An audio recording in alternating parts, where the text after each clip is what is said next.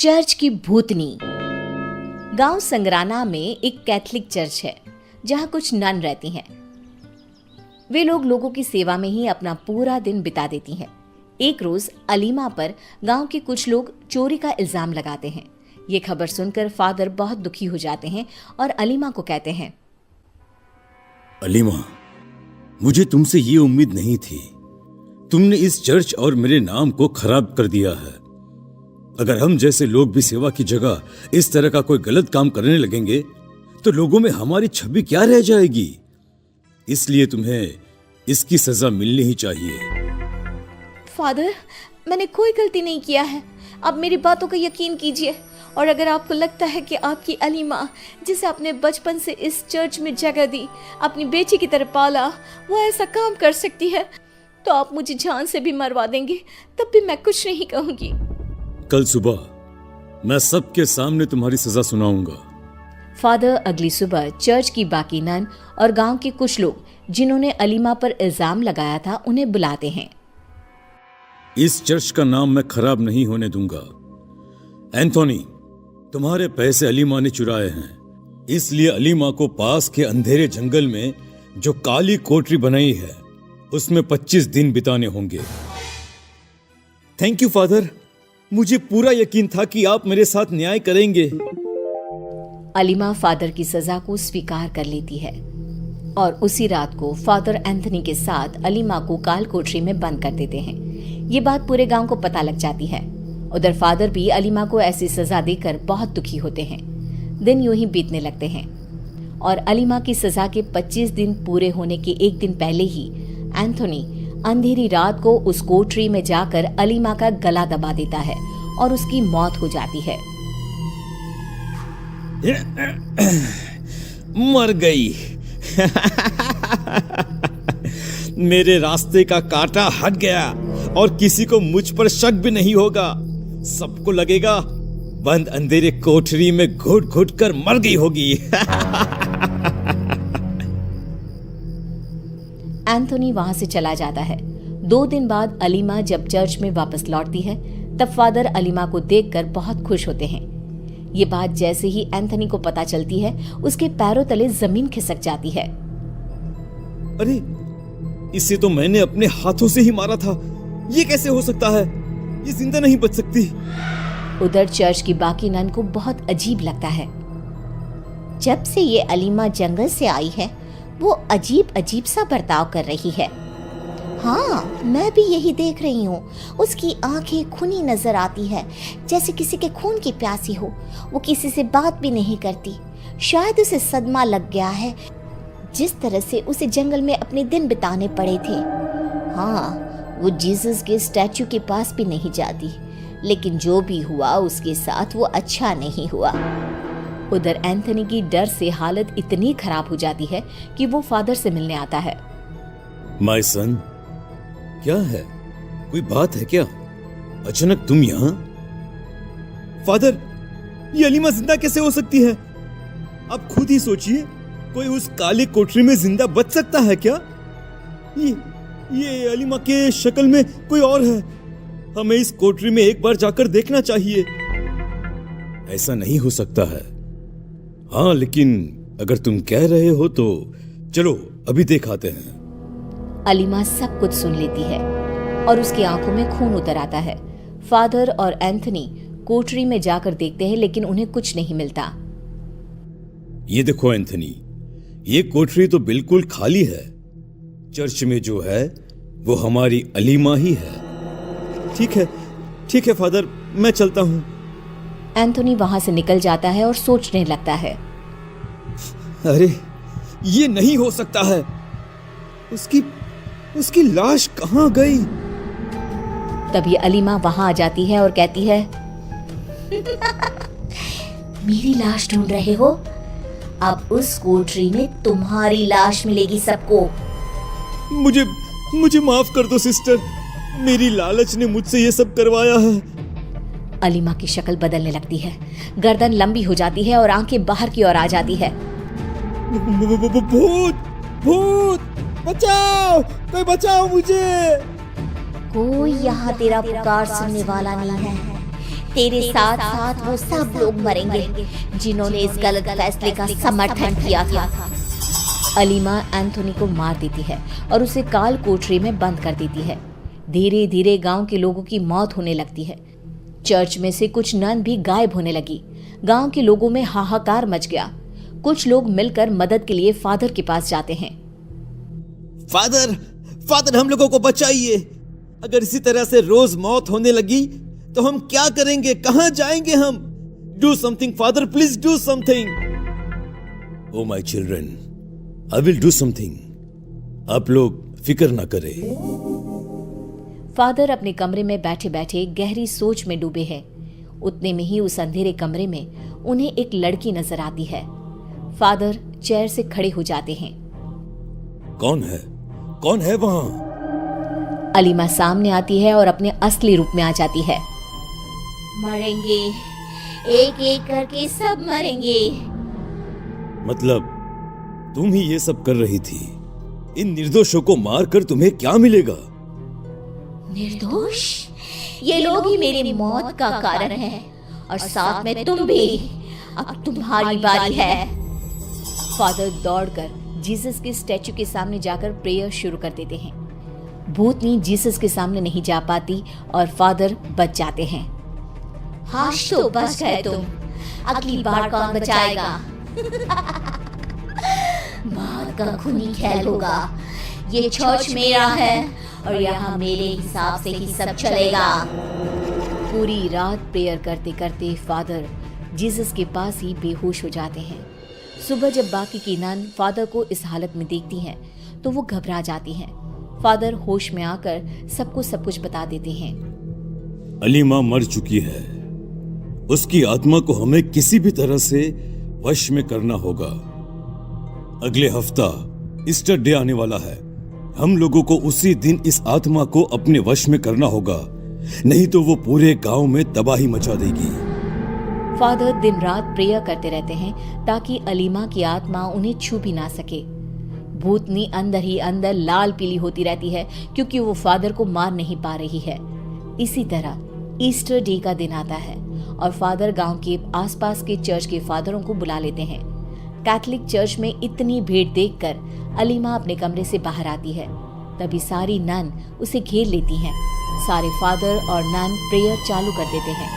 अलीमा अपने असली रूप में आ जाती है और छटपटाने लगती है। तूने क्या सोचा? इस तरह तू मुझे कैद कर लेगा? कभी नहीं, मैं तुझे मारे बिना नहीं कैद होने वाली। अगर मेरी मौत से तेरी आत्मा को शांति मिल जाएगी तो इस गांव और अपने इस चर्च के लिए अपनी जान की कुर्बानी भी दे सकता हूं। कम से कम ये खूनी खेल तो खत्म होगा। हाँ, मुझे बस तेरी मौत का इंतजार है, फिर मैं खुद ही यहाँ से चली जाऊंगी। तेरी मौत से ही मुझे सुकून मिलेगा। फादर खुद को आग लगा लेते हैं और मर जाते हैं। फादर की मौत से अलीमा को शांति मिल जाती है और उसकी आत्मा मुक्त हो जाती है, जिसके बाद गांव वाले और चर्च की सब नन मिलकर फादर के लास्ट राइट्स पूरे कर उन्हें चर्च के पीछे ही दफना देते हैं। खूनी कुआं। सीमा गर्मियों की छुट्टियों में अपनी नानी के गांव आई थी। सीमा नानी के घर पहुंचने के बाद अपनी नानी के पैर छूती है और उनसे आशीर्वाद लेती है। तभी उसकी नानी उससे कहती है, इतनी बड़ी हो गई मेरी सीमा, चल जल्दी से हाथ मुंह धो ले, मैं तेरे लिए खाना लगा देती हूँ। भूख लगी होगी ना? हाँ नानी, भूख तो लग रही है मुझे। आपके हाथ के बने हुए पीले दाल और चावल खाने की। कितना टाइम हो गया है मुझे आपके हाथ का बना हुआ दाल चावल खाए हुए। तू तो नौकरी में व्यस्त थी, तो तुझे कहाँ से टाइम मिलेगा अपनी नानी के लिए? और जब इतने टाइम बाद आई है तो ज्यादा टाइम के लिए रुक कर जाएगी तू। हाँ हाँ नानी, इस बार पूरे 2 महीने के लिए आई हूँ। सीमा की नानी अंदर जाकर उसके लिए खाना बनाने लगती है। सीमा कमरे में अकेली होती है। तभी उसे किसी औरत के रोने की आवाज सुनाई देती है। वो कभी खिड़की से बाहर झांकती है तो कभी दरवाजे से बाहर झांकती है। उसे समझ में नहीं आ रहा होता है कि आखिर रो कौन रहा है। तभी नानी खाना लेकर आ जाती है। वो अपनी नानी से कहती है, नानी, कोई औरत रो रही है क्या? मैं जब से यहाँ आई हूँ तब से मुझे यहाँ किसी औरत की रोने की आवाज आ रही है। हे भगवान, कहीं ये वही तो नहीं? बोलो ना नानी। अरे कोई नहीं रो रहा, ये तेरे मन का वहम है। और तू ना अब खाना खा ले, ज्यादा यहाँ वहाँ की बातों में ध्यान मत दिया कर। जल्दी से खाना खा और फिर मेरे साथ आ जा मेरे कमरे में, दोनों बैठकर खूब सारी बातें करेंगे। ऐसे ही अगले दिन सीमा अपनी नानी के साथ गांव के बाजार जा रही होती है। उसी रास्ते में फिर से किसी औरत के रोने की आवाज आती है। वो अपनी नानी से कहती है, अरे नानी, क्या सच में तुम्हें अभी भी किसी औरत की रोने की आवाज नहीं सुनाई दे रही? मुझे किसी औरत की बहुत बुरी तरीके से रोने और चीखने की आवाजें आ रही हैं। मैं बहुत परेशान हूँ नानी, आखिर ये कौन है? मुझे लगता है कि सीमा को शहर भेज देना चाहिए, यहाँ रहना उसके लिए ठीक नहीं। नानी बोलो ना, आप चुप क्यों हो जाते हो? सीमा, तू घर चल, मुझे तुझसे बहुत जरूरी बात करनी है। नानी सीमा को घर ले आती है और सीमा से कहती है, सीमा, कल सुबह तू शहर वापस चली जाएगी। अरे अचानक? आखिर क्या बात है नानी? आप मुझे ऐसे जाने को क्यों कह रही हो? मैं बस जो कह रही हूँ उस पर ध्यान दे। तू कल सुबह यहाँ से चली जाएगी, और ये बात मैं कोई मजाक में नहीं बोल रही। तू कल जाएगी तो मतलब जाएगी। अरे नानी, चली जाऊंगी मैं, ठीक है, पर आखिर बात क्या है ये तो बता दो। मम्मी से कोई बात हुई है या फिर मुझसे कोई गलती हुई है जो तुम मुझे अचानक से जाने के लिए बोल रही हो? देख सीमा, रात बहुत हो चुकी है और मुझे इस बारे में कोई बात नहीं करनी। चल, अब चल के मेरे साथ सो जा। सुबह की बस पकड़कर तुझे शहर भी तो जाना है। सीमा को अपनी नानी का ऐसा व्यवहार देखकर बहुत ही अजीब लगता है। उसे कुछ समझ में नहीं आ रहा होता है कि आखिर उसकी नानी उसे अचानक से गांव छोड़कर जाने के लिए क्यों कह रही है। ये सारी बातें सोचते सोचते सीमा की आंख लग जाती है और वो अपनी नानी के साथ सो जाती है। ऐसे ही आधी रात को सीमा को फिर से किसी औरत की रोने की आवाज सुनाई देती है। वो उस औरत की आवाज सुनकर बार बार करवटें बदल रही होती है और तभी उसे सपने में भी एक अजीब सी औरत की परछाई दिखाई देती है, जो इतना चीख चीख कर रो रही होती है कि सीमा डरकर उठ जाती है। वो पूरे पसीने पसीने हो रही होती है। वो अपने आसपास देखती है तो घर में बिल्कुल शांति का माहौल होता है। सीमा घबरा जाती है। वो अपनी नानी को जगाने की कोशिश करती है मगर उसकी नानी नहीं जगती। सीमा को फिर से उस औरत की रोने की आवाज सुनाई देती है। आखिरकार सीमा अपने आप को रोक नहीं पाती और वो घर का दरवाजा खोलकर बाहर निकलती है। आखिर ये माजरा क्या है? आज तो मैं पता करके रहूंगी। अब आवाज का पीछा करते हुए सीमा आधी रात को गांव के चौपाल के पास बने कुएं के पास पहुंच जाती है, जहां कुएं की चारों ओर बेड़ियां लगी होती हैं। उन बेड़ियों में लगे हुए ताले के साथ एक लाल रंग का कपड़ा और माता रानी का कलावा बंधा होता है। उस कुएं में से सीमा को किसी के रोने की आवाज आती है। सीमा परेशान हो जाती है। इस कुएं में कौन है? कौन है यहाँ? सुनो, कौन है? कौन रो रहा है? वो चिल्ला चिल्ला कर पूछती है और साथ ही लोगों को जगाने की कोशिश करती है, मगर किसी को भी उसकी आवाज सुनाई नहीं देती। अब सीमा खुद उस कुएं के पास की बेड़ियों और तालों को खोलने की कोशिश करती है और किसी तरह कुछ देर की मशक्कत के बाद सीमा उसको खोल भी देती है। और जैसे ही वो कुआं खोलकर उसके अंदर झांकती है, सीमा उस कुएं में गिर जाती है। इतने में उसकी नानी की नींद भी खुल जाती है और सीमा को पास ना देखकर नानी परेशान हो जाती है। नानी घबराकर पूरे घर में उसे ढूंढने की कोशिश करती है, जिसके बाद उसकी नानी और सभी लोग उस खूनी कुएं के पास जाते हैं और सीमा की नानी कुएं के पास खड़ी होती है। सभी गांव वालों और सीमा की नानी को सीमा के चिल्लाने की आवाज आती है, बचाओ, कोई मुझे बचाओ, मेरी बच्ची, हम आ गए। हम तुझे बचा लेंगे। नानी, मुझे यहाँ बहुत डर लग रहा है। यहाँ इंसान की कटी हुई मुंडिया, हाथ, पैर और कंकाल है और खून भी है। नानी, मुझे डर लग रहा है। आप सब मेरी मदद कीजिए, नहीं तो ये खूनी कुआं मेरी बच्ची को भी खा जाएगा। अरे मुझे तो ये समझ में नहीं आ रहा कि आखिर इस खूनी कुएं को खोला किसने।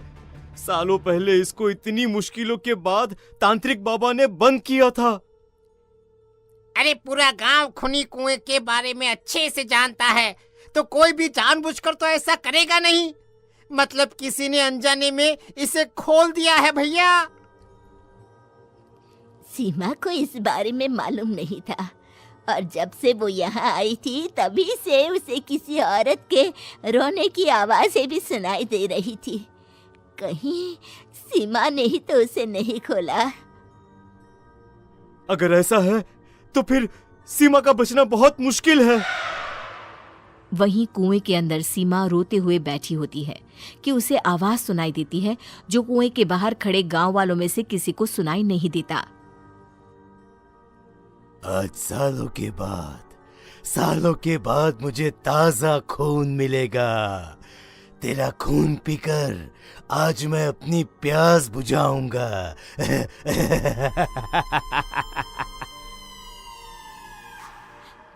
कौन है?